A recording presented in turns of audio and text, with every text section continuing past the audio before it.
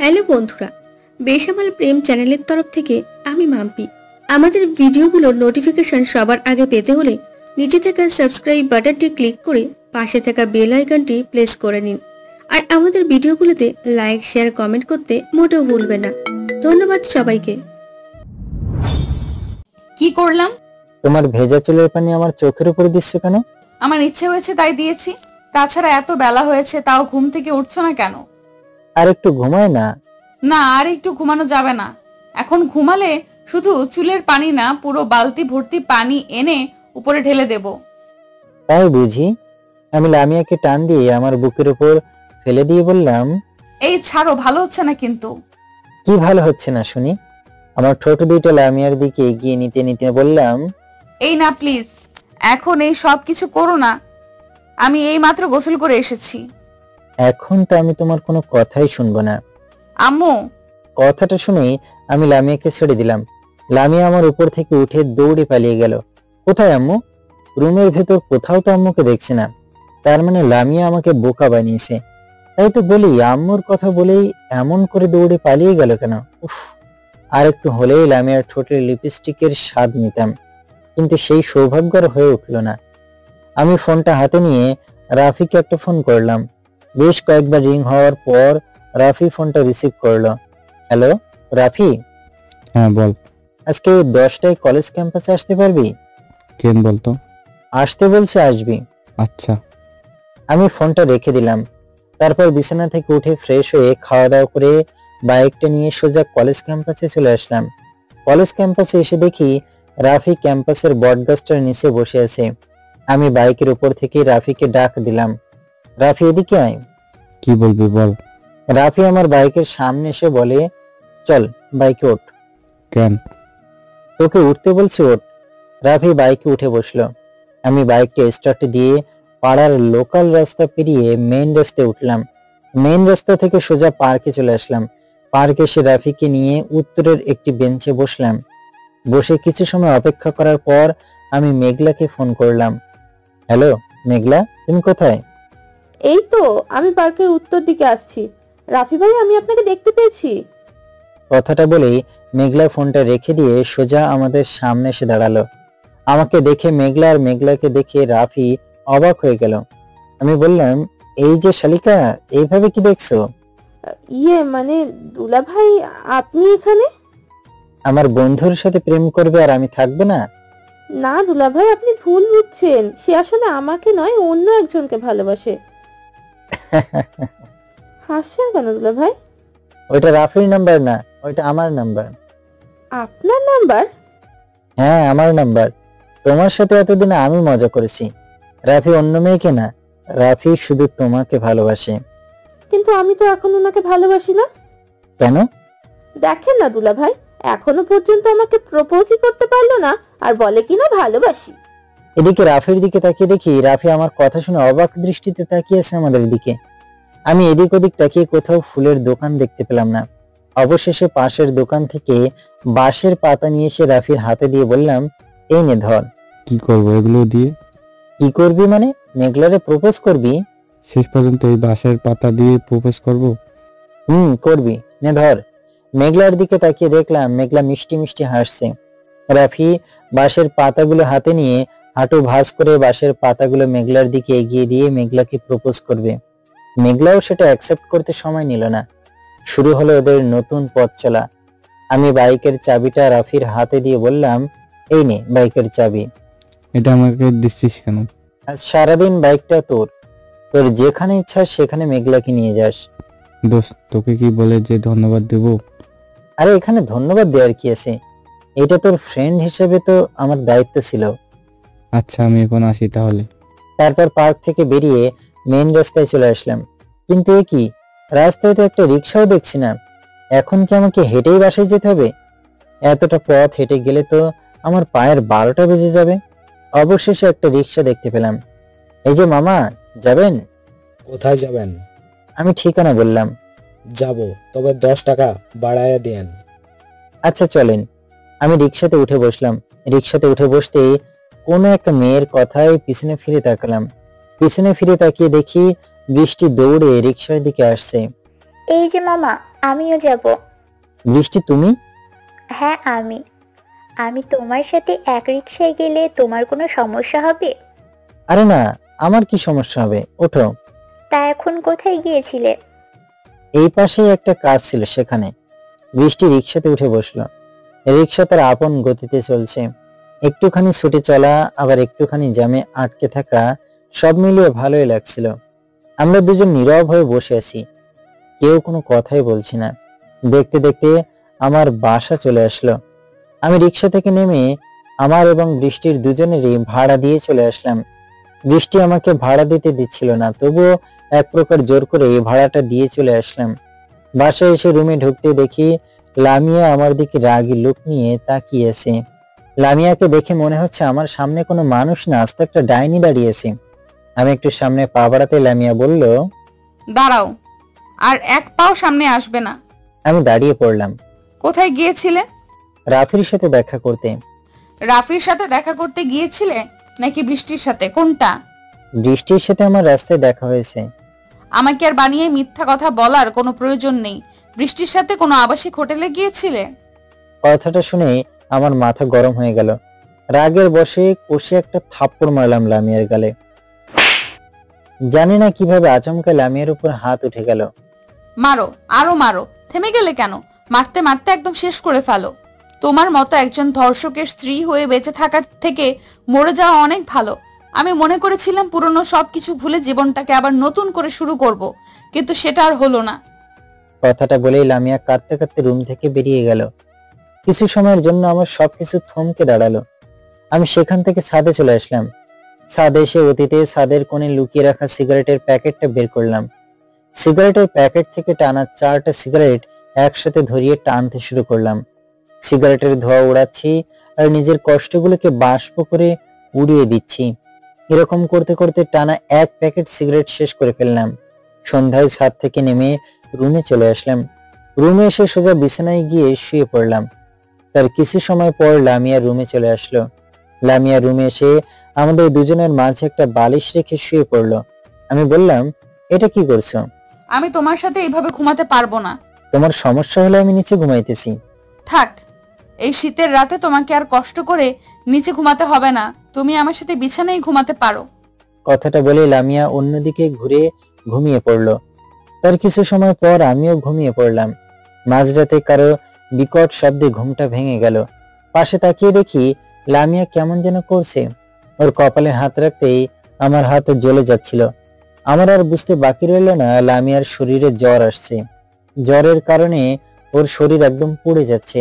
আমি বাটিতে পানি নিয়ে লামিয়ার কপালে জলপট্টি দিলাম।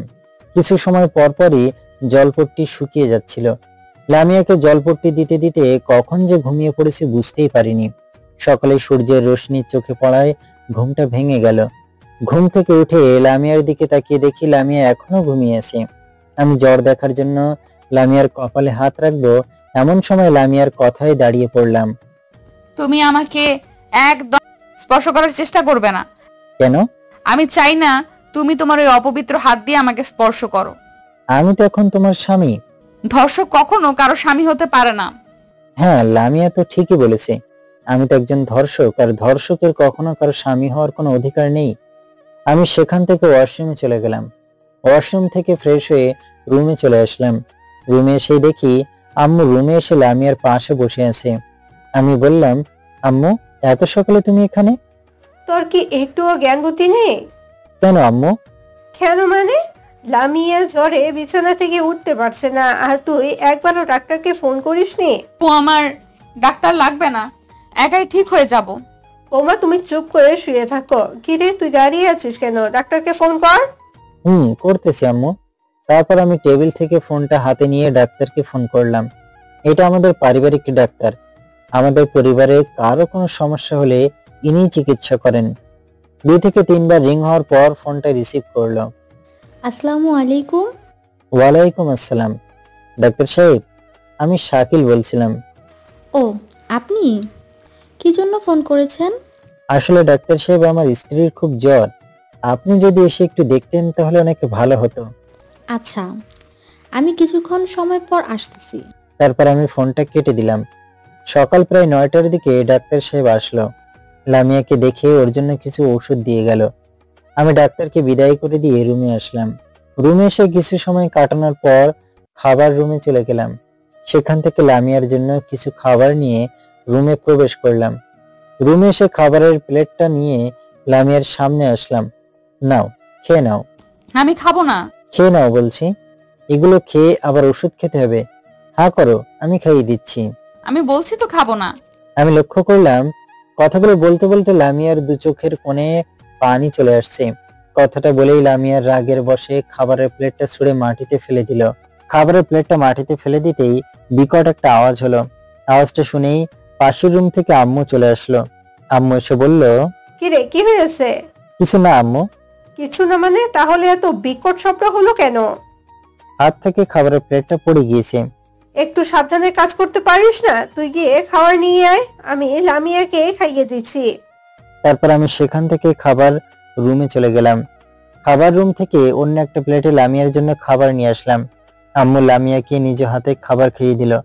রাতে ফোনটা রুমের ভিতর চার্জে দিয়ে খাবার খাওয়ার জন্য খাবার রুমে চলে আসলাম। এসে দেখি সবাই খাবার টেবিলে বসে আমার জন্য অপেক্ষা করছে, শুধুমাত্র লামিয়া ছাড়া। লামিয়ার অসুস্থতার জন্য আম্মু ওকে আগেই খাইয়ে দিয়ে এসেছে। আমি গিয়ে টেবিলে বসতেই আম্মু আমার জন্য প্লেটে খাবার বেড়ে দিল। আমি খাবার আঙুল দিয়ে আওড়াচ্ছি আর বসে বসে লামিয়ার আমার প্রতি জন্মানো ঘৃণার কথা ভাবছি। এমন সময় আমার ছোট বোন সোনিয়ার কথায় বাস্তবে ফিরলাম। কি রে ভাইয়া, তুই খাচ্ছিস না কেন? কই, খাচ্ছি তো। শাকিল, বৌমার জ্বরের এখন কি অবস্থা? পূর্বের থেকে একটু কমেছে আব্বু। ওষুধগুলো ঠিকমতো খাওয়াচ্ছিস তো? হুম। আচ্ছা, এখন চুপচাপ খেয়ে নে। তারপর আমি খাওয়া দাওয়া করে রুমে চলে আসলাম। রুমের সামনে আসতেই আমার ফোনটা বেজে উঠল। আমি রুমে আসার পূর্বেই লামিয়া ফোনটা রিসিভ করলো। আসসালামু আলাইকুম। ওপাশের কথা শোনা যাচ্ছে না।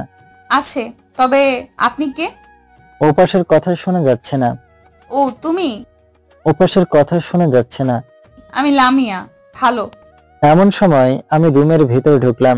রুমের ভেতর ঢুকতেই লামিয়া আমার হাতে ফোনটা দিয়ে বলল, নাও কথা বলো। কে ফোন করেছে? কথা বললেই বুঝতে পারবে। লামিয়া আমার হাতে ফোনটা দিয়ে অন্যরকম একটা মুড নিয়ে বিছানায় গিয়ে শুয়ে পড়ল। আমি রুম থেকে বেরিয়ে বারান্দায় চলে আসলাম। হ্যালো, কে বলছেন? শাকিল, আমি বৃষ্টি। ও তুমি? কেমন আছো? ভালো। তুমি কেমন আছো? আমিও ভালো আছি। কি করো এখন? আমি শুয়ে আছি। তুমি কি করো? এরকম আরো কিছু সময় কথা বলার পর আমি রুমে চলে আসলাম। রুমে এসে লামিয়ার দিকে লক্ষ্য করলাম ওর দু চোখ দিয়ে অশ্রু ঝরছে। আমাকে দেখে লামিয়া ওর দু চোখের পানি মুছে ফেলল। আমি সোজা বিছানায় গিয়ে শুয়ে পড়লাম। এভাবেই কাটতে থাকলো সময়। পেরিয়ে যেতে থাকলো দিনের পর দিন। কয়েকদিন পর ছাদের উপর গিয়ে একটা সিগারেট ধরালাম।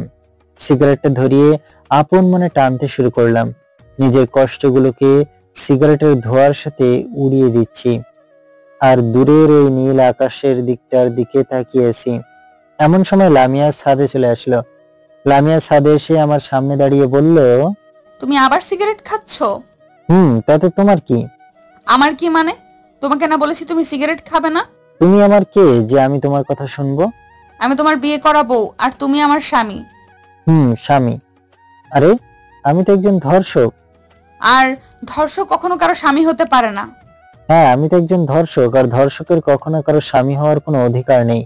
ধর্ষকরা হলো সমাজের সবচেয়ে নিকৃষ্ট ব্যক্তি, যাদের কেউই পছন্দ করে না। কথাটা বলেই আমি ছাদ থেকে রুমে চলে আসলাম। রুমে এসে বাইকটা নিয়ে চললাম বন্ধুদের সাথে আড্ডা দেওয়ার উদ্দেশ্যে। আমি বাইকটা টং চায়ের দোকানের সামনে দাঁড় করালাম। চায়ের দোকানে কিছু সময় বসে থাকার পর আমার সব বন্ধুরা সেখানে চলে আসলো। আমি বন্ধুদের সাথে চায়ের দোকানে বসে আড্ডা দিচ্ছি। এমন সময় আমার এক বন্ধু বলল, কি রে, বিয়ে করে আর বাসা থেকে বের হতে চাস না? বাসায় সুন্দরী বউ রেখে বাইরে বের হতে মন চায় না, তাই না? না রে দোস্ত, আসলে তেমন সময়ই হয়ে ওঠে না। থাক, আমাদেরকে আর মিথ্যা কথা বলার কোনো প্রয়োজন নেই। আচ্ছা, এখন বাদ দে তো সব। না না মামা, ওইটা বললে তো হবে না। নতুন বিয়ে করলে আমাদের ট্রিট কই? এখন তোদের সকলকে ট্রিট দিতে হবে। হ্যাঁ, দিতে হবে। চল। কোথায়? কোথায় মানে? রেস্টুরেন্টে। এখন আমার কাছে তো এত টাকা হবে না। সেটা বললে তো শুনবো না। ওরা আমাকে এক প্রকার জোর করেই রেস্টুরেন্টে নিয়ে গেল। এক একটা কিভাবে খাচ্ছে দেখেন। হারামজাদারা মনে হয় আমাকে ফকির করে ছাড়বে। যখন যার যা লাগছে সবকিছু একসাথে অর্ডার দিচ্ছে। খাওয়া দাওয়া শেষে ওয়েটার এসে বিলের স্লিপটা হাতে ধরিয়ে দিল। হায় আল্লাহ, টানা 10,010 টাকা বিল করে ফেলছে। আল্লাহরা তো আমার 12টা বাজিয়ে ছেড়েছে। এখন আর কি করার, টাকাগুলো দিয়ে সেখান থেকে বাসায় চলে আসলাম। বাসায় এসে কলিং বেল বাজানোর কিছু সময় পর ফ্লোরের দরজাটা খুলে দেওয়া হলো। দরজাটা খুলতেই আমি অবাক হয়ে গেলাম। দরজার সামনে দেখি মেঘলা দাঁড়িয়েছে। আরে মেঘলা, তুমি কখন আসলে? এই তো একটু আগে। বাসার সবাই কেমন আছে? সবাই ভালো আছে। তা এখানেই দাঁড়িয়ে কথা বলবেন নাকি ভেতরেও আসবেন? আমি সেখান থেকে ভেতরে চলে আসলাম। আমার শালিকাটা তো হেব্বি দেখতে। আগে জানলে লামিয়ারে না মেঘলারে বিয়ে করে নিয়ে আসতাম। তবে একদিক থেকে ভালোই হয়েছে, একসাথে 2 বউ পেয়েছি, একটার সাথে আরেকটা ফ্রি। বউয়ের ছোট বোন মানে শালিকা তো বউয়ের মতোই, তাই না? রুমে এসে বসার কিছু সময় পরই আম্মু আমাকে ডাক দিল। কাছে আসতেই আম্মু একটা ব্যাগ হাতে ধরিয়ে দিল। শাকিল শোন, জি আম্মু, বলো। এই টাকাগুলো ধর। আমার হাত খরচ দিচ্ছ বুঝি? তোর হাত খরচ তো আগেই দিয়ে দিয়েছে। তাহলে এখন টাকা দিচ্ছ কেন? মেঘলা আসতে টাকাগুলো দিয়ে বাজার করে নিয়ে আয়। আমি রুম থেকে বেরিয়ে রাস্তায় আসলাম। রাস্তায় এসে একটা রিক্সা নিয়ে বাজারে চলে গেলাম। এক একটা জিনিসের কি দাম রে বাবা! দামের কারণে জিনিসগুলোর সামনে যেতে ইচ্ছে করে না। বাজার করতে করতে বিকাল হয়ে গেল। বাজার থেকে একটু ফাঁকে এসে রিক্সা নিয়ে বাসায় চলে আসলাম। রাতে খাওয়া দাওয়া করে রুমে এসে বসে বসে ল্যাপটপ চালাইতেছি। এমন সময় লামিয়া রুমে আসলো। রুমে আসার পর লামিয়া বলল, ঘুমাবে কখন তুমি? তুমি ঘুমিয়ে পড়ো, আমি একটু পর ঘুমাবো। মেঘলা কালকে ওর সাথে আমাদের যেতে বলছে। তুমি যাও, আমি যাব না। তুমি কেন যাবে না? এমনিতেই। তোমাকেও আমার সাথে যেতে হবে। আমি বললাম, না যাব না। তুমি না গেলে আমি কখনো আর এই বাড়িতে ফিরে আসবো না। ওকে, আমি যাব। এবার হ্যাপি? আচ্ছা, এখন ঘুমিয়ে পড়ো। তারপর লামিয়া ঘুমিয়ে পড়লো। তার কিছু সময় পর আমিও বিছানায় গিয়ে শুয়ে পড়লাম। আল্লাহ রে আল্লাহ, এটা মেয়ে না অন্য কিছু? আজ তো একটা ডাইনি আমার জীবনটার একদম 13টা বাজিয়ে ছেড়েছে। সকালে কারো উচ্চ শব্দের কারণে ঘুমটা ভেঙে গেল। ঘুম থেকে উঠে বিছানার সামনে তাকিয়ে দেখি লামিয়া দাঁড়িয়ে আছে। ওই ওঠো, উঠবে নাকি বিছানার উপর পানি ঢেলে দিব? পানির কথা শুনেই আমি বিছানা থেকে উঠে পড়লাম। একে তো শীতের সময়, তার উপর সকালবেলা। এখন পানি ঢেলে দিলে আমার কি অবস্থা হবে তা তো ভাবতেই শরীরে কাঁটা দিয়ে উঠছে। আমি বিছানা থেকে উঠে বললাম, কি হয়েছে, এত সকালে ডাকাডাকি করছো কেন? তাড়াতাড়ি উঠে ফ্রেশ হয়ে খেতে আসো, আমাদের 10টার দিকেই রওনা দিতে হবে। তুমি একটু দাঁড়াও, আমি আসতেছি। লামিয়ার যাওয়ার কথা শুনে আমার নীল শাড়িটার কথা মনে পড়ে গেল। ওই নীল শাড়ি যেটা লামিয়াকে দেওয়ার জন্য 2 দিন আগে এনেছিলাম, কিন্তু লামিয়াকে দেব দেব করে আর দেওয়া হয়নি। শাড়িটা পরলে লামিয়াকে দেখতে অনেক সুন্দর লাগবে। আমি বিছানা থেকে উঠে সোজা আলমারির কাছে চলে গেলাম। সেখান থেকে শাড়ির ব্যাগটা নিয়ে এসে লামিয়ার হাতে দিলাম। এইটাই কি? ব্যাগটা খুললেই বুঝতে পারবে। এত সুন্দর শাড়ি? তোমার জন্য। কিন্তু আমি তো শাড়ি পরতে পারি না। চেষ্টা করে দেখো, ঠিক পারবে। তারপর আমি সেখান থেকে ফ্রেশ হতে চলে গেলাম। ফ্রেশ হয়ে ডাইনিং রুমে চলে আসলাম। ডাইনিং রুমে এসে দেখলাম শুধু আমি ছাড়া সবাই খাওয়া দাওয়া করে চলে গিয়েছে। আমি গিয়ে বসতেই আম্মু আমার জন্য খাবার বেড়ে দিল। সকালের খাবার খেয়ে রুমে চলে আসলাম। রুমের দরজার সামনে আসতে দেখি লামিয়া শাড়ি পরার চেষ্টা করছে, কিন্তু কিছুতেই পারছে না। আমি লামিয়ার দিকে আর চোখে তাকালাম। লামিয়া আমার দিকে তাকিয়ে বলল, ওই এভাবে তাকিয়ে আছো কেন? তোমার শাড়ি পরা দেখছি। মজা নিচ্ছ তাই না? মজা নেব কেন? তুমি তো জানো আমি শাড়ি পরতে পারি না। শাড়িটা একটু পরিয়ে দেবে? আমি পারবো না পরাতে। পরিয়ে দাও না প্লিজ। কি আর করব, একেতে মেয়ে মানুষ, তার উপর ঘরের বউ, তার অনুরোধ কি আর ফেলতে পারি? আমি লামিয়ার সামনে চলে আসলাম। লামিয়ার সামনে এসে শাড়িটা নিয়ে লামিয়াকে পরিয়ে দিলাম। শাড়িটা পরানোর সময় হাতের 3 আঙুল দিয়ে ভাঁজ করে কোমরের ভিতর গুজে দিতেই লামিয়া কেমন জানি শিউরিয়ে উঠে আমাকে শক্ত করে জড়িয়ে ধরলো। এমন সময় মেঘলার রুমে চলে আসলো। মেঘলাকে দেখেই লামিয়া আমাকে ছেড়ে দিল। দুলা ভাই, আপনি তো বেশ ভালো শাড়ি পরাতে পারেন। তাই বুঝি? হ্যাঁ, তাই তো দেখছি। আপু, তোর হয়েছে? দুলা ভাই, আপনি তাড়াতাড়ি রেডি হয়ে আসেন, আমি আপনাদের জন্য গাড়িতে বসে অপেক্ষা করছি। আচ্ছা। তারপর মেঘলা রুম থেকে বেরিয়ে গেল। আমরা দুজনে রেডি হয়ে গাড়ির সামনে চলে আসলাম। আমি এবং লামিয়া পিছনে বসে আছি, আর মেঘলা গাড়ি ড্রাইভ করছে। লামিয়াকে নীল শাড়িতে দেখতে যা লাগছে না, লামিয়াকে দেখে আর চোখ ফেরাতেই ইচ্ছে করছে না। দেখতে দেখতে লামিয়া আমার কাঁধে মাথা রেখে ঘুমিয়ে পড়লো। লামিয়ার ওই ঘুম জড়ানো মুখটা দেখতে আরো সুন্দর লাগছে। আমি অপলক দৃষ্টিতে শুধু লামিয়ার দিকে তাকিয়ে আছি। হঠাৎ করে কড়া ব্রেক করায় লামিয়া ঘুম থেকে উঠে পড়লো। সামনে তাকাতেই আমার চোখ কপালে উঠে গেল। আমি মেঘলাকে বললাম, কি হলো মেঘলা, গাড়িটা এখানে দাঁড় করালে কেন? দুলাভাই সামনে তাকিয়ে দেখেন। কি দেখবো? দীর্ঘ গাড়ির সারি। চোখ তুলে তাকাতে মাথাটা ঘুরতে শুরু করলো। সামনে তাকিয়ে দেখি যানবাহনের দীর্ঘ জ্যাম লেগে আছে। শহর এলাকার এটা পুরাতন দৃশ্য। এখানে প্রায়ই এভাবে গাড়ির জ্যাম লেগে থাকে। একবার জ্যাম লাগলে তো আর 1 থেকে 2 ঘন্টার নিচে ছাড়তেই চায় না। আমি এদিক ওদিক তাকিয়ে আছি। হঠাৎ করে একটি গাড়ির উপর চোখ পড়তেই আমার চোখ আটকে গেল। আমাদের পাশের গাড়িটার দিকে তাকিয়ে দেখি বৃষ্টি গাড়িতে বসে আছে। আমাকে দেখে বৃষ্টি এবং বৃষ্টিকে দেখে আমি গাড়ির কাজটা খুলে দিলাম। এদিকে লামিয়া আমাদের দিকে এক দৃষ্টিতে তাকিয়ে আছে। এই যে, বউকে নিয়ে এইদিকে কোথায় যাচ্ছ? কোথায় আর, বউয়ের বাড়ি, মানে আমার শ্বশুর বাড়ি। ও, তুমি কোথায় যাচ্ছ? সামনে একটা কাজ ছিল, সেটাই সেরে আসছি। বা লামিয়া, তোমাকে নীল শাড়িতে বেশ সুন্দর লাগছে তো। এইটা ওনার পছন্দ করা শাড়ি। যাই বলো, সাকিবের পছন্দ আছে কিন্তু। কথা বলতে বলতে এক পর্যায়ে জ্যামটা ছেড়ে গেল। গাড়ি আবার তার নিজ গতিতে চলতে শুরু করলো। আমি জানি লামিয়া বৃষ্টির সাথে আমার কথা বলা পছন্দ করে না, কিন্তু কি করব বলেন? প্রথম প্রেম বলে কথা সহজে কি ভোলা যায়? আমি যখন বৃষ্টির সাথে কথা বলছিলাম, লামিয়া তখন আমার দিকে রাগী লোক নিয়ে তাকিয়েছিল। লামিয়ার মনের মধ্যে তখন অন্য একটা ঝড় বইছিল। লামিয়া জানালা দিয়ে বাইরে তাকিয়ে আছে আর নীরবে দু চোখের অশ্রু ফেলছে। লামিয়া আমার আর বৃষ্টির কথা বলে একদমই সহ্য করতে পারে না। আর কোন স্ত্রী বা তার স্বামীর সাথে অন্য একটা মেয়ে এভাবে ঘনিষ্ঠ হয়ে কথা বললে সহ্য করতে পারে বলেন? আমি লামিয়ার উপর হাত রাখতেই লামিয়া আমার হাতটা সরিয়ে দিল। আমাকে একদম ছোঁয়ার চেষ্টা করবে না। রাগ করছো তাই না? আমি কারোর উপর রাগ করি না। আর আমি তোমার কে যে তোমার উপর রাগ করব? তুমি আমার বিয়ে করা বউ। তুমি যদি আমাকে বউ বলেই মানতে, তাহলে আর এরকমটা করতে পারতে না। কেমন করলাম? তুমি সেটা ভালো করেই জানো। আর নিজের স্বামী অন্য একজনের সাথে কথা বললে কারই বা ভালো লাগে? কথাটা বলতে বলতে লামিয়ার দু চোখ বেয়ে অশ্রু নেমে আসলো।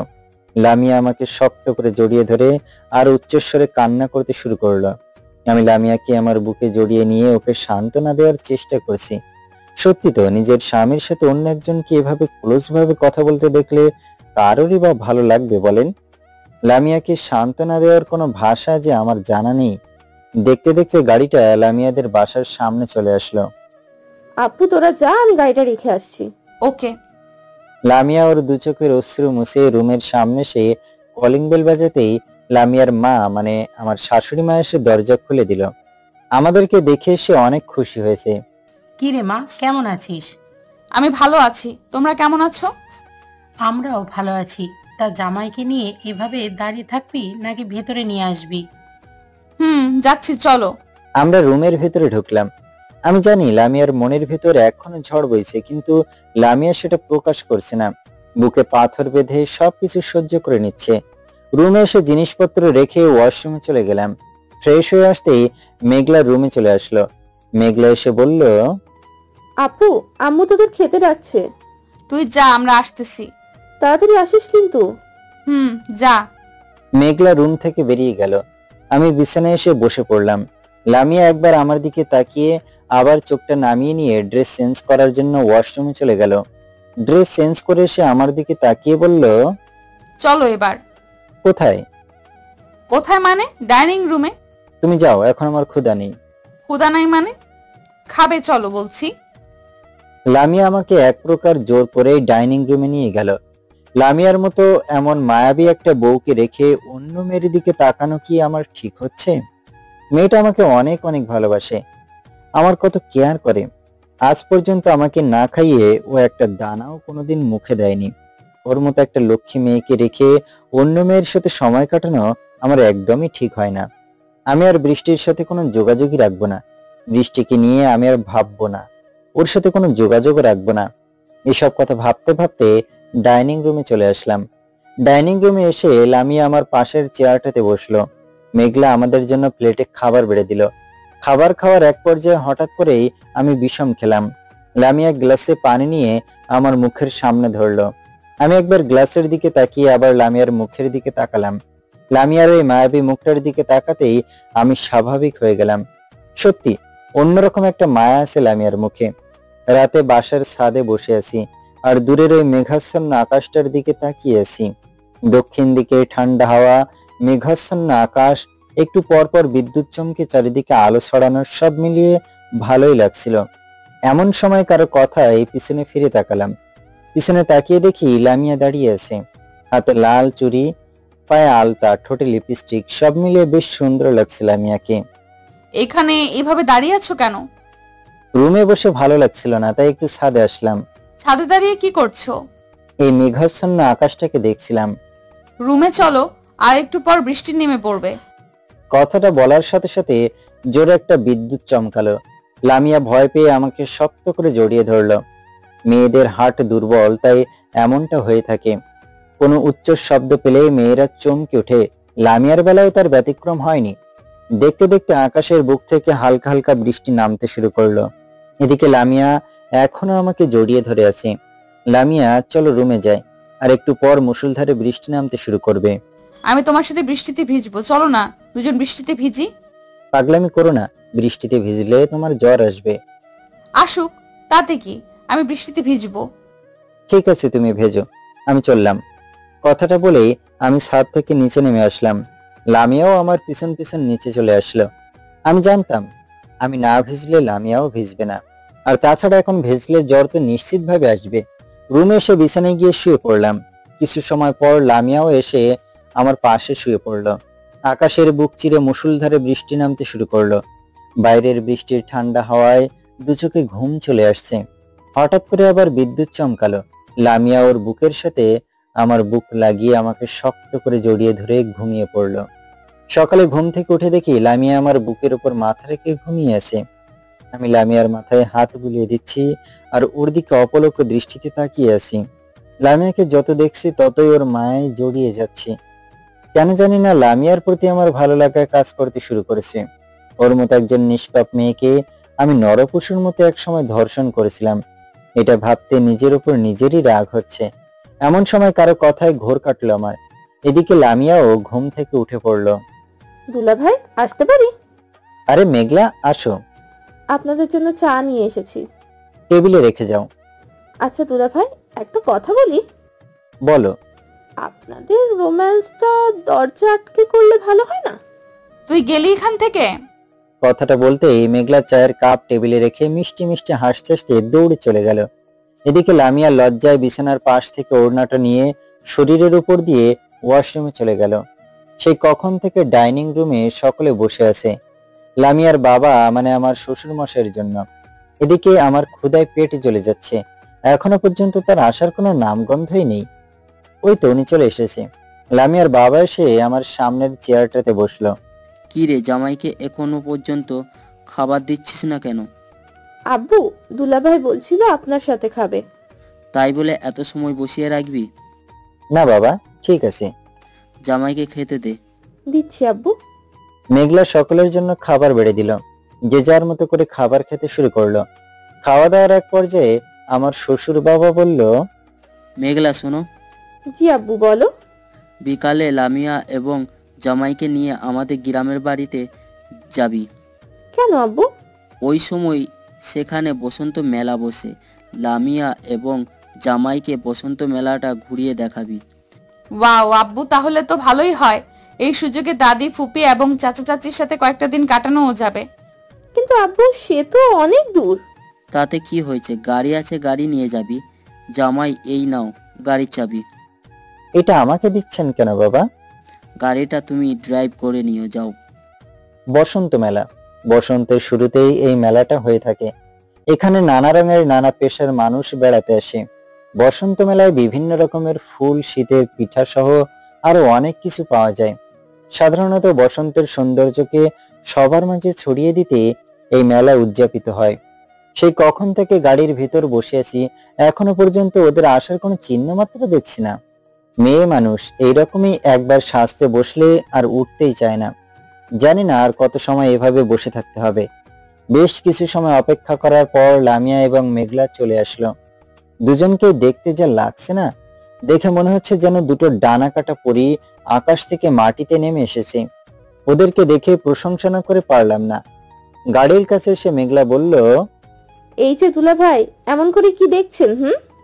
তোমাকে। আমাকে আবার দেখার কি হলো? শাড়িতে তোমাকে বেশ লাগছে কিন্তু। তাই নাকি দুলা ভাই? তাই তো দেখছি। আমার দিকে চোখটা না দিয়ে আপনার বউয়ের দিকে নজর দেন। তুমি তো আমার সেকেন্ড বউ। কি বলছেন? তাই তো। বউয়ের ছোট বোন মানে শালিকা তো বউয়ের মতোই, তাই না?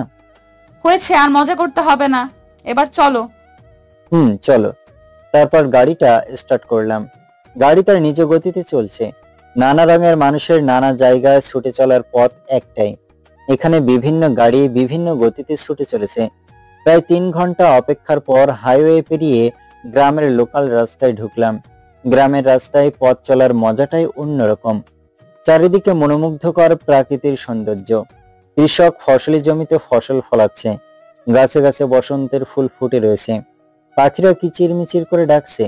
সব মিলিয়ে ভালোই লাগছিল। হঠাৎ করে একটা পিচ্চি মেয়ে হাতে ফুলের ঝুড়ি নিয়ে রাস্তার একপাশে দাঁড়িয়ে গাড়িটা থামানোর জন্য হাত দিয়ে ইশারা দিল। মেয়েটার পরনে একটা লাল জামা। জামাটার বিভিন্ন জায়গায় সেলাই করা এবং অনেক ময়লা জমানো। আমি গাড়িটা দাঁড় করালাম। গাড়িটা দাঁড় করিয়ে গ্লাসটা খুলে দিতেই মেয়েটা বলল, ভাইয়া, আপুদের জন্য দুটো ফুল নেন না। আমাদের তো এখন ফুল লাগবে না। নেন না ভাইয়া, আজ একটা ফুলও বিক্রি হয়নি। ঘরে আমার অসুস্থ মা রয়েছে। ফুলগুলো বিক্রি করে মার জন্য কিছু খাবার নিয়ে যেতে হবে। তুমি খেয়েছো? না ভাইয়া, আমি খেলে মার জন্য ওষুধ নিয়ে যেতে পারবো না। বাড়িতে তোমার কে কে আছে? একমাত্র মা ছাড়া আমার আর কেউ নেই। তোমার বাবা নেই? না, আমার জন্মের 2 বছর পরই বাবা মারা গেছে।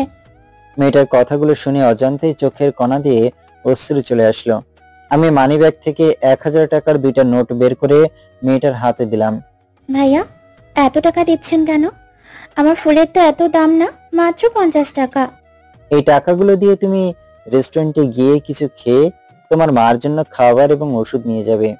না ভাইয়া, এই টাকাগুলো আমি নিতে পারবো না। কেন? আমার মা বলেছে কারো কাছ থেকে যেন বিনা কাজে কোনো টাকা না নিই।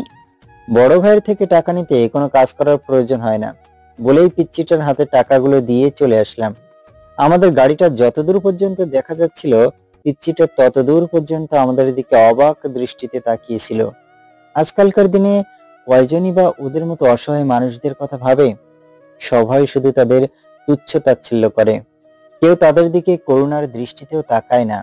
সবাই তাদেরকে ঘৃণার দৃষ্টিতে দেখে। আরো কিছু পথ চলার পর গাড়িটা লামিয়াদের গ্রামের বাড়িতে ঢুকালাম। বাহ, বাড়িটা বেশ সুন্দর দেখতে তো। বাড়ির চারিদিকে ঘিরে নারকেল এবং সুপারি গাছ। গেটের সামনে বিভিন্ন রকমের ফুলের গাছ। বাড়ির পাশে বিশাল বড় একটা পুকুর। বাড়িটাকে দেখে মনে হচ্ছে প্রকৃতি যেন তার সব সৌন্দর্য এখানে উজাড় করে দিয়েছে। আরে লামিয়া, তোরা কখন আসলি? এই তো মাত্র আসলাম। আসতে কোনো অসুবিধা হয়নি তো? না চাচি আম্মা। মা, দেখেন কারা এসেছে। কি হয়েছে বৌমা, এত ডাকাডাকি করছো কেন? ও মা গো, এ কি দেখছি? এতদিন পর তোদের দাদির কথা মনে পড়লো? না দাদি, তোমার কথা তো আমাদের সবসময় মনে পড়ে। আমি গাড়িটা রেখে এসে লামিয়ার পাশে দাঁড়ালাম। আসসালামু আলাইকুম। ওয়ালাইকুম আসসালাম। আরে নাতিন জামাই যে, কেমন আছো ভাই? আমি ভালো আছি, আপনি ভালো আছেন তো? আমার আর ভালো থাকা, এই অসুস্থ শরীর নিয়ে ভালোভাবে হাঁটা মেলাও করতে পারি না। লামিয়া, জামাইকে নিয়ে আসবি, একটিবার ফোন করে বললি না? তোমাদের জামাইকে গ্রামের বসন্ত মেলা দেখাতে নিয়ে আসলাম। তা ভালো করেছিস, এখন তোরা রুমে যা। তারপর আমরা সকলে রুমে চলে আসলাম। অনেকটা পথ জার্নি করে এসেছি। শরীরটা অনেক খারাপ লাগছে, তাই একটু বিশ্রাম নেওয়ার জন্য বিছানায় শুয়ে পড়লাম। শুয়ে থাকতে থাকতে কখন যে ঘুমিয়ে পড়েছি বুঝতেই পারিনি। রাতে লামিয়া এসে ঘুম থেকে উঠে খাবার খাওয়ার জন্য ডাইনিং রুমে নিয়ে গেল। খাওয়া দাওয়া করে রুমে চলে আসলাম। রুমে এসে কিছু সময় বসে থাকার পর লামিয়া রুমে চলে আসলো। রুমে এসে দরজাটা লাগিয়ে দিয়ে বিছানার সামনে আসতেই একটা চিৎকার দিয়ে আমাকে জড়িয়ে ধরলো। কি হয়েছে লামিয়া, এমন করছো কেন? লামিয়া কিছু বলছে না, শুধু আমাকে শক্ত করে জড়িয়ে ধরে আছে। কি হলো বলো, কি হয়েছে? ওইদিকে দেখো। কি দেখবো? আরে দেখোই না। আমি রুমের দেয়ালের দিকে তাকালাম। হাসছো কেন? আরে ওইটা তো একটা আরশোলা। তুমি জানো না আমি আরশোলা দেখে কত ভয় পাই। আচ্ছা দাঁড়াও, আমি আরশোলাটাকে তাড়িয়ে দিচ্ছি। আমি লামিয়াকে আমার বুকে জড়িয়ে নিয়ে ঘুমিয়ে পড়লাম। আমাদেরকে দেখে মনে হচ্ছে যেন দুটি মনের একটি দেহ। সকালে ঘুম থেকে উঠে ফ্রেশ হয়ে হালকা কিছু নাস্তা করে নিলাম। নাস্তা করার পর বাড়ির পাশের পুকুরটাতে বসে আছি আর বিভিন্ন প্রজাতির মাছের দল বেঁধে চলা দেখছি। বেশ কিছু সময় পর মেঘলা সেখানে আসলো। মেঘলা এসে বলল, দুলা ভাই চলেন। কোথায়? আর একটু পর আমরা মেলাতে ঘুরতে যাব, আপনি রেডি হয়ে নিন কেমন? আচ্ছা চলো। আমরা রুমে চলে আসলাম। রুমে আসতেই আমি টাসকি খেয়ে গেলাম। দেখি লামিয়া একটা হলুদ রঙের শাড়ি পরে মাত্র ওয়াশরুম থেকে বের হলো। লামিয়াকে দেখে মনে হচ্ছে যেন বসন্ত তার সব সৌন্দর্য ওর মাঝে উজাড় করে দিয়েছে। লামিয়ার পরনে হলুদ রঙের শাড়ি, হাতে লাল রঙের চুড়ি, পায়ে আলতা, ঠোঁটে লিপস্টিক, সব মিলিয়ে বেশ সুন্দর লাগছে। আমি আর দেরি না করে তাড়াতাড়ি রেডি হয়ে নিলাম। মেলায় যাওয়ার সময় লামিয়ার ওর চাচাতো বোন নীলাকে সাথে করে নিয়ে গেল, কারণ এই গ্রামের সবকিছু নীলার চেনা। ওকে সাথে করে নিয়ে গেলে উপকার ছেড়ে অপকার হবে না। লামিয়া, মেঘলা, নীলা গাড়িতে বসে আছে আর আমি গাড়িটা ড্রাইভ করে নিয়ে যাচ্ছি। কিছু পথ চলার পর আমরা মেলায় চলে আসলাম। গাড়িটা একটু সাইডে রেখে এসে সবাইকে নিয়ে মেলার ভিতর ঢুকলাম। মেলায় ঢুকে ওরা নিজেদের মতো করে কেনাকাটা করছে আর আমি মেলার এক পাশে এসে ঘোরাঘুরি করছি। হঠাৎ করে আমরা চোখ পড়লো একটা সাদা রঙের ঝিনুকের নূপুরের উপর। নূপুরটাকে দেখতে বেশ সুন্দর লাগছে। এই নূপুর দুটি লামিয়ার পায়ে অনেক সুন্দর মানাবে। আমি দোকানিকে নূপুরটা দেখিয়ে বললাম, ভাইয়া ওই নূপুরটা দেখি তো। কোনটা এটা? হ্যাঁ ওটাই। এই নিন। এটার দাম কত ভাইয়া? জি, এটার দাম 500 টাকা। ওকে, এটা প্যাক করে দিন। দোকানি নূপুরটা প্যাক করে দিল। আমি সেখান থেকে লামিয়াদের কাছে চলে আসলাম।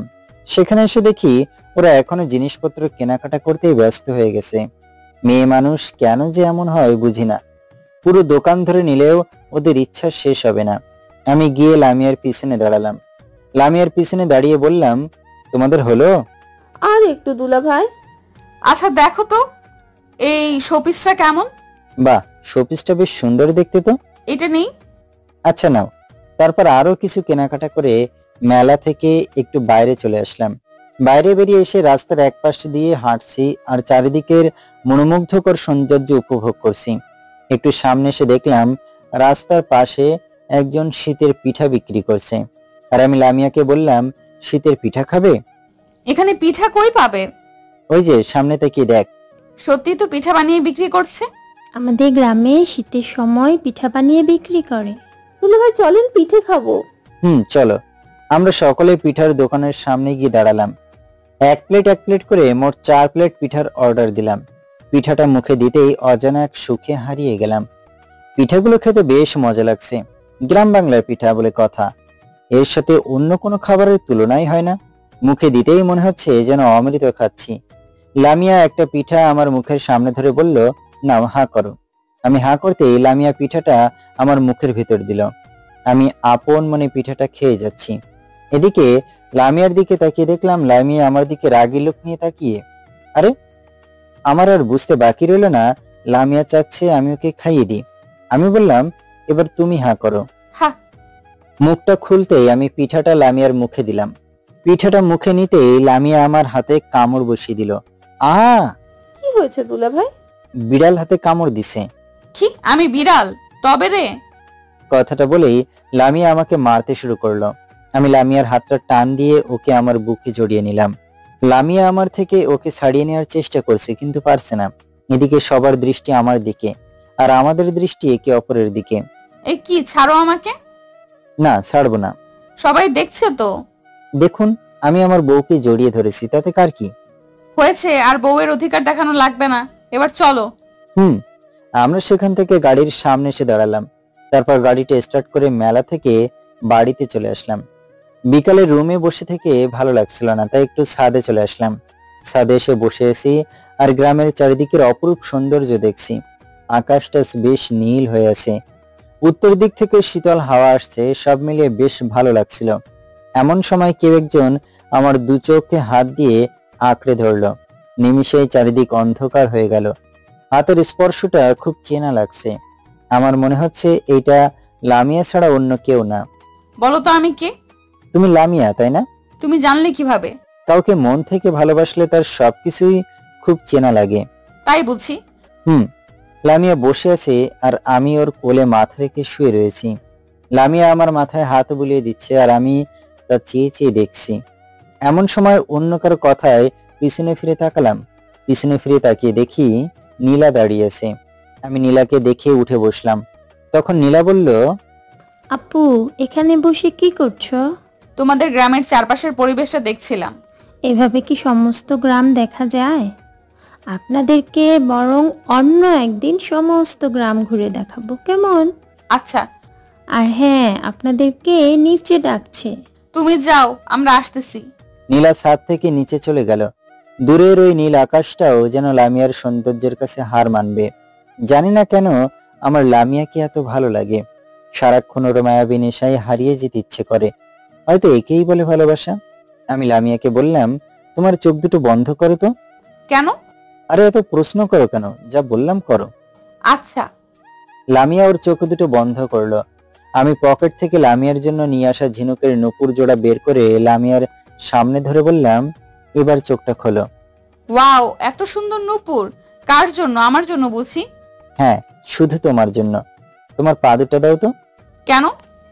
এই নুপুর জোড়া আমি তোমার পায়ে পরিয়ে দিই। লামিয়া ওর পা দুটো আমার সামনে ধরলো। আমি আলতো করে নিজ হাতে নুপুরটা লামিয়াকে পরিয়ে দিলাম। নুপুরটা যেন লামিয়ার সৌন্দর্যকে আরো দ্বিগুণ বাড়িয়ে দিল।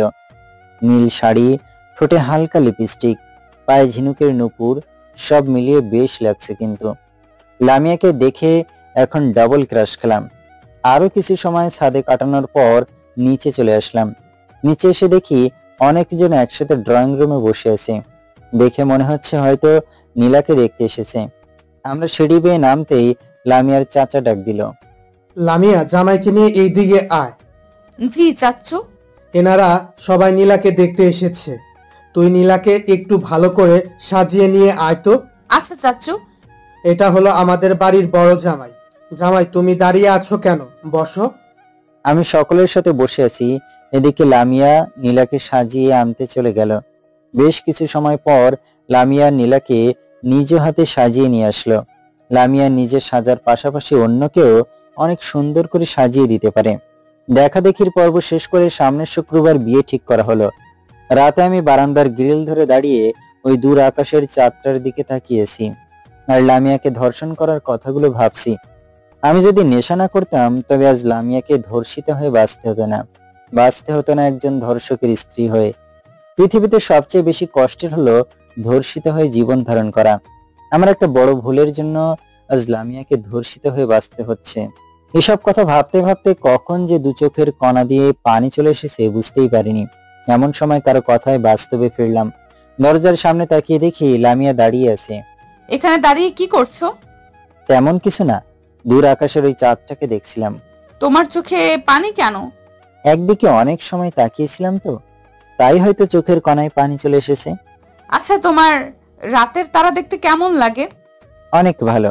আজকে সারা রাত আমরা বারান্দায় বসে তারা দেখতে দেখতে কাটাবো। তুমি দেখো, আমার খুব ঘুম পাচ্ছে, আমি ঘুমাবো। ঠিক আছে, যাও, তোমাকে থাকতে হবে না। আমি তোমার কে যে তুমি আমার কথা শুনবে? কথাটা বলেই লামিয়া রাগী লোক নিয়ে অন্যদিকে ঘুরে রইল। ওর দু চোখ দেখে মনে হচ্ছে আর কিছু সময় পর দু চোখ দিয়ে অশ্রু ঝরতে শুরু করবে। আমি একটু সামনের দিকে এগিয়ে ডান হাত দিয়ে লামিয়াকে আমার বুকের উপর রেখে বললাম, রাগ করছো? না, আমি কারোর সাথে রাগ করতে পারি? আমি তো তোমার সাথে মজা করলাম। আজ সারা রাত আমরা এখানেই কাটাবো। সত্যি? আচ্ছা, আমি যদি মরে যাই তবে তুমি কি করবে? লামিয়া চুপ, এসব কথা ভুলেও মুখে আনবে না। লামিয়া আমার বুকে মাথা রেখে আমাকে জড়িয়ে ধরে বসে আছে। আমি জানি যদি আমি এখন লামিয়ার সাথে থাকতে রাজি না হতাম তবে লামিয়া সারাটা রাত কান্না করত। লামিয়াকে বড্ড ভালোবেসে ফেলেছি। ভালোই লাগে ওর ওই দুষ্টু মিষ্টি খুনসুটিগুলো।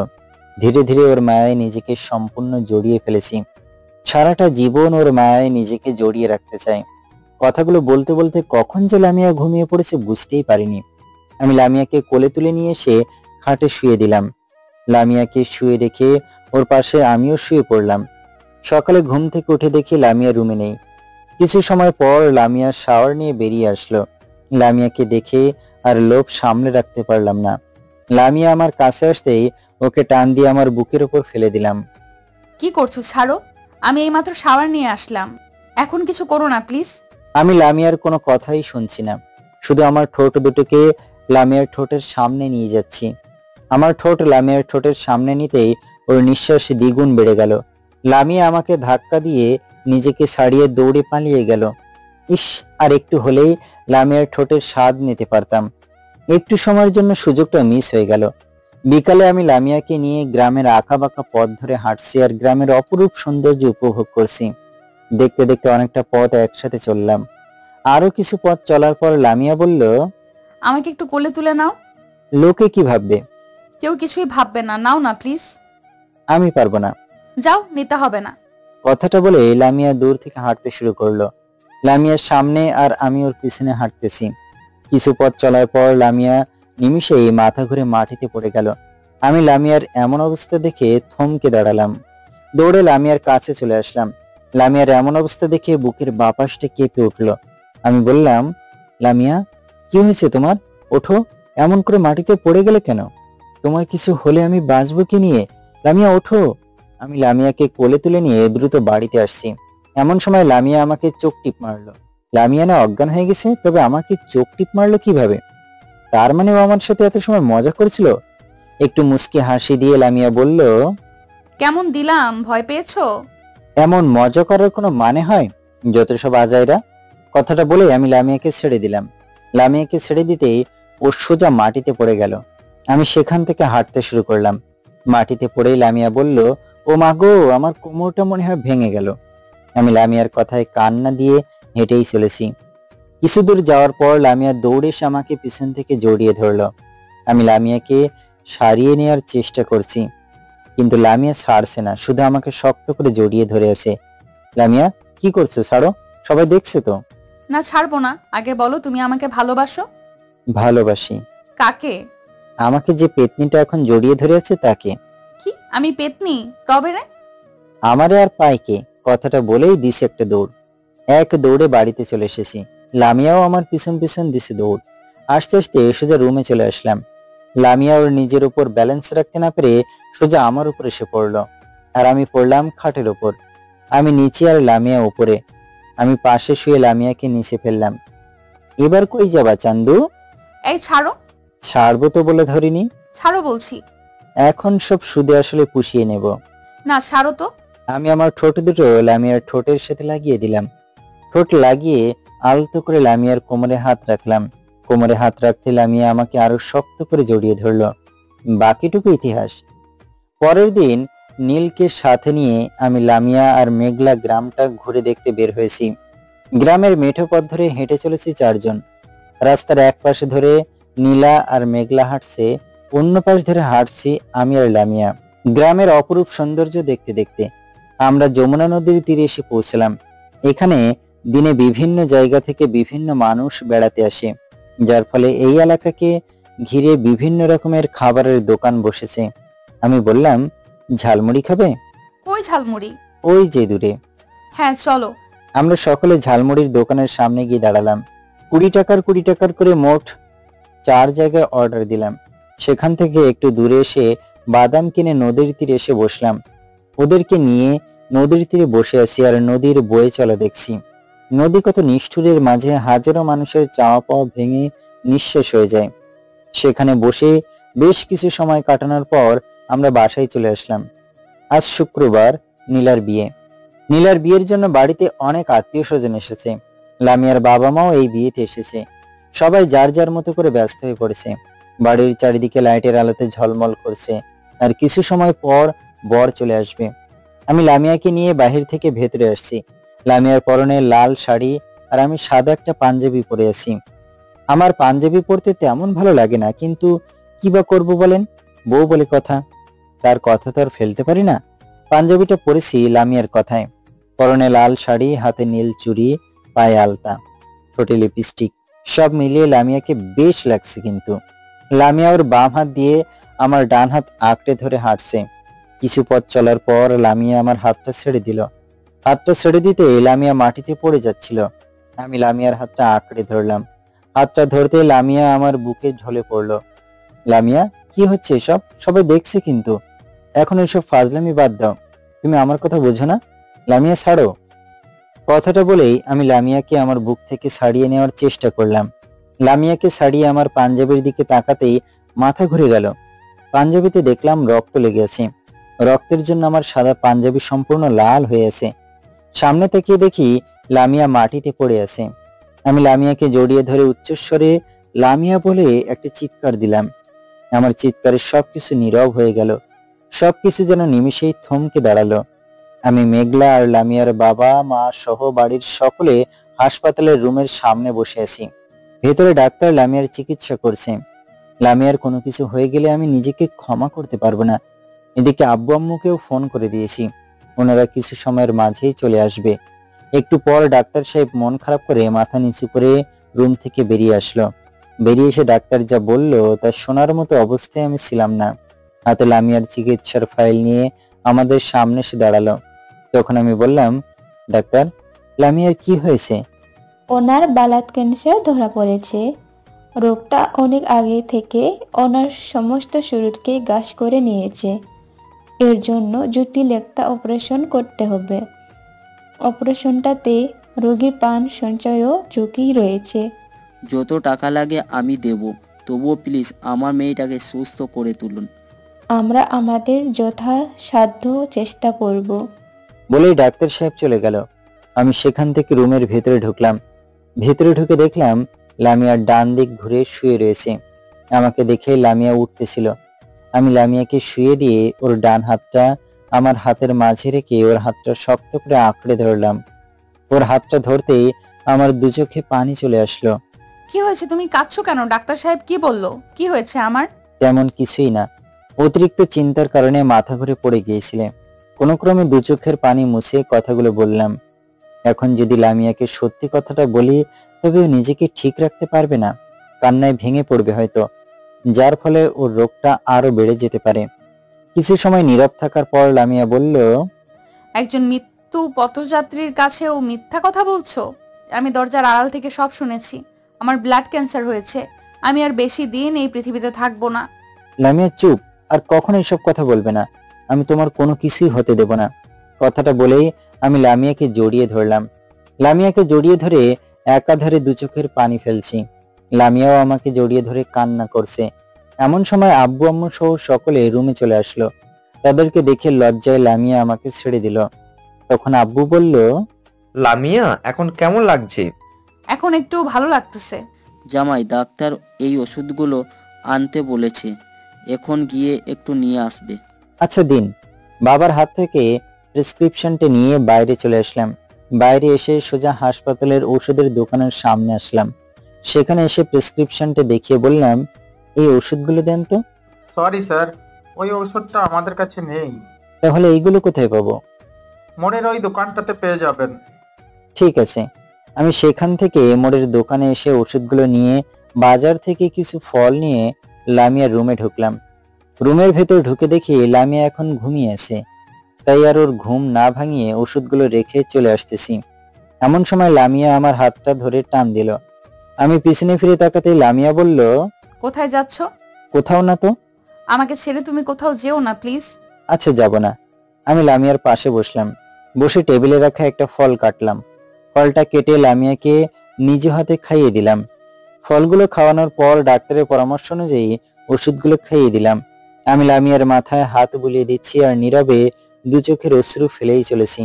মাথায় হাত বুলিয়ে দিতে দিতে কখন যে ঘুমিয়ে পড়েছি বুঝতেই পারিনি।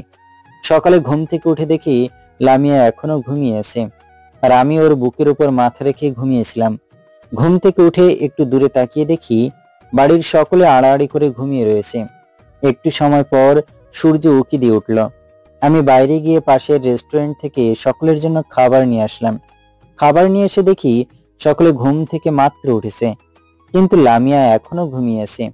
আমি খাবারের প্যাকেটগুলো রেখে লামিয়ার পাশে গিয়ে বসলাম। ওর পাশে গিয়ে কিছু সময় বসে থাকার পর লামিয়া ঘুম থেকে উঠে পড়লো। বিকালে ডাক্তার সাহেব লামিয়ার রুমে আসলো। লামিয়ার রুমে এসে ডাক্তার বলল, রোগীর অবস্থা বর্তমানে অনেকটা পরিবর্তন হয়েছে। আপনারা এখন এনাকে বাড়িতে নিয়ে যেতে পারেন। পরে আমরা অপারেশনের তারিখ আপনাদের জানিয়ে দেব। তখন আপনারা রোগীকে নিয়ে চলে আসবেন, কেমন? ঠিক আছে ডাক্তার। আমরা সকলে লামিয়াকে নিয়ে বাসায় চলে আসলাম। আল্লাহ, লামিয়ার যদি কিছু একটা হয়ে যায় তবে আমি বাঁচবো কিভাবে? আমি তো একটা মুহূর্ত লামিয়াকে ছাড়া চলতে পারবো না। লামিয়া যদি সত্যি মারা যায় তবে না না না, আমি সব কি ভাবছি? লামিয়ার কিছুই হবে না, আমি ওর কিছুই হতে দেব না। হে আল্লাহ, তুমি প্লিজ আমার থেকে লামিয়াকে আলাদা করে দিও না। ওকে ছাড়া যে আমার জীবন একেবারেই অচল। বারান্দার গ্রিলে হাত দিয়ে ওইসব কথা ভাবছি আর নীরবে চোখের পানি ফেলছি। এমন সময় কাঁধের উপর কারো হাতের স্পর্শ অনুভব করলাম। কাঁধে হাত রাখতেই আমি চমকে উঠলাম। পিছনে তাকিয়ে দেখি আব্বু দাঁড়িয়ে আছে। কিরে, তোর চোখে পানি কেন? কিছু না আব্বু, এক দৃষ্টিতে সামনে তাকিয়েছি তাই হয়তো। তুই সবার চোখ ফাঁকি দিতে পারলেও আমার চোখকে ফাঁকি দিতে পারবি না। চিন্তা করিস না, লামিয়ার কিছুই হবে না। আমরা ওর কিছু হতে দিবই না। তাই যেন হয় আব্বু। কথাটা বলেই আমি আব্বুকে শক্ত করে জড়িয়ে ধরে কান্না করে ফেললাম। আব্বু আমাকে জড়িয়ে ধরে নীরবে দু চোখের অশ্রু ফেলছে। এই মুহূর্তে লামিয়া রুমে চলে আসলো। লামিয়াকে দেখেই দু চোখের অশ্রু মুছে ফেললাম। আমাদের দিকে কিছু সময় তাকিয়ে থাকার পর লামিয়া বলল, আব্বু আপনি এখানে আর আমি আপনাকে সারা বাড়ি খুঁজে বেড়াইতেছি। কেন বৌমা? আজ আমি নিজের হাতে সব রান্না করেছি আপনাদের সবাইকে খাওয়াবো বলে। খাবো তো। আমার মায়ের হাতের রান্না বলে কথা, আজ আমি পেট ভরে খাবো। এই যে তুমিও দাঁড়িয়ে থেকো না, খাবে চলো। আমরা সকলে খাবার টেবিলে চলে আসলাম। লামিয়া আমাদের সকলের জন্য খাবার বেড়ে দিল। আমি খাবার নিয়ে টেবিলে বসে খাবারের প্লেটের ভেতর হাত রেখে আঙুল দিয়ে আওড়াচ্ছি আর একাধারে লামিয়ার দিকে তাকিয়েছি। আল্লাহ, তুমি এত নিষ্ঠুর কি করে হলে? ওর মতো এমন মায়াবিনী একটা মেয়েকে কেন এত কষ্ট দিচ্ছ? তুমি ওর রোগটা আমাকে দিলে না কেন? আমি তো একজন ধর্ষক, তোমার শাস্তি দেওয়ার হতো আমাকে দিতে। ওকে কেন এমন শাস্তি দিচ্ছ? তুমি ওকে সম্পূর্ণ সুস্থ করে দাও প্লিজ। লামিয়াকে আমার থেকে আলাদা করে দিও না। খাবারের প্লেট সামনে নিয়ে এসব কথা ভাবছি। এমন সময় লামিয়ার কথায় বাস্তবে ফিরলাম। তুমি এমন করে কি ভাবছো? ওই কিছু না তো। বেশি সময় খাবার সামনে নিয়ে বসে থাকতে হয় না, তাড়াতাড়ি খেয়ে নাও। খাচ্ছি। আমি কিছুটা খাবার খেয়ে হাত ধুয়ে রুমে চলে আসলাম। রুমে এসে বারান্দার গ্রিলে হাত দিয়ে ওই দূর আকাশের তারাটার দিকে তাকিয়েছি। হয়তো আর কয়েকটা দিন পর তারাগুলোর মাঝে লামিয়াকে খুঁজে বেড়াতে হবে। তারাগুলোর সাথে কথা বলেই কাটাতে হবে হয়তো অজস্র রাত। বারান্দায় বসে আরো কিছু সময় কাটানোর পর রুমে এসে শুয়ে পড়লাম। আর কিছু সময় পর লামিয়া এসে আমার পাশে শুয়ে পড়ল। দুজনেই নীরব হয়ে শুয়ে রয়েছি। কিছু সময় নীরব থাকার পর লামিয়া বলল, আমাকে একটু শক্ত করে জড়িয়ে ধরবে? আর বেশি দিন তো আমি এই পৃথিবীতে থাকবো না। এই কয়েকটা দিন আমি তোমার ভালোবাসা নিয়ে বাঁচতে চাই। তুমি দিবে না তোমার বুক ভরা ভালোবাসা? দেব। তোমার কিছুই হবে না, আমি তোমার কিছু হতেই দেব না। তুমি সারাটা জীবন এভাবেই আমার বুকের মাঝে থাকবে। আমি লামিয়াকে জড়িয়ে ধরে ঘুমিয়ে পড়লাম। সকালে ফজরের নামাজের আজান শুনে ঘুমটা ভেঙে গেল। ঘুম থেকে উঠে দেখি লামিয়া এখনো ঘুমিয়ে আছে। আমি ঘুম থেকে উঠে ফ্রেশ হয়ে ফজরের নামাজ কায়েম করতে চলে গেলাম। মসজিদে গিয়ে ফরজের নামাজ আদায় করে বাসায় চলে আসলাম। বাসায় এসে দেখি লামিয়া মাত্র গোসল করে এসেছে। আমি ওর হাতটা টান দিয়ে ওকে দেয়ালের সাথে আটকে ধরলাম। ওর দুই হাত দেয়ালের সাথে আটকে ধরতেই লামিয়া ওর দু চোখ বন্ধ করে ফেলল। আমি আলতো করে আমার ঠোঁট লামিয়ার ঠোঁটের সাথে লাগিয়ে দিলাম। তারপর ওর কোমরে হাত রাখলাম। কোমরে হাত রাখতেই লামিয়া কেমন যেন উন্মুক্ত হয়ে গেল। হঠাৎ করে আমার লামিয়ার অবস্থানের কথা মনে পড়ে গেল। আমি লামিয়াকে ছেড়ে দিয়ে ছাদে চলে গেলাম।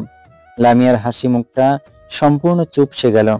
লামিয়াও আমার পিছু পিছু ছাদে চলে আসলো। আমি ছাদের ভ্রিমের উপর হাত দিয়ে দাঁড়িয়ে আছি। লামিয়া আমার পাশে এসে দাঁড়ালো। মন খারাপ? না। আমি জানি তোমার মন খারাপ, তবে চিন্তা করো না, আমার কিছুই হবে না। তুমি থাকতে তোমার লামিয়ার কিছুই হতে পারে না। হ্যাঁ, তুমি দেখো, আমি তোমার কিছুই হতে দেব না।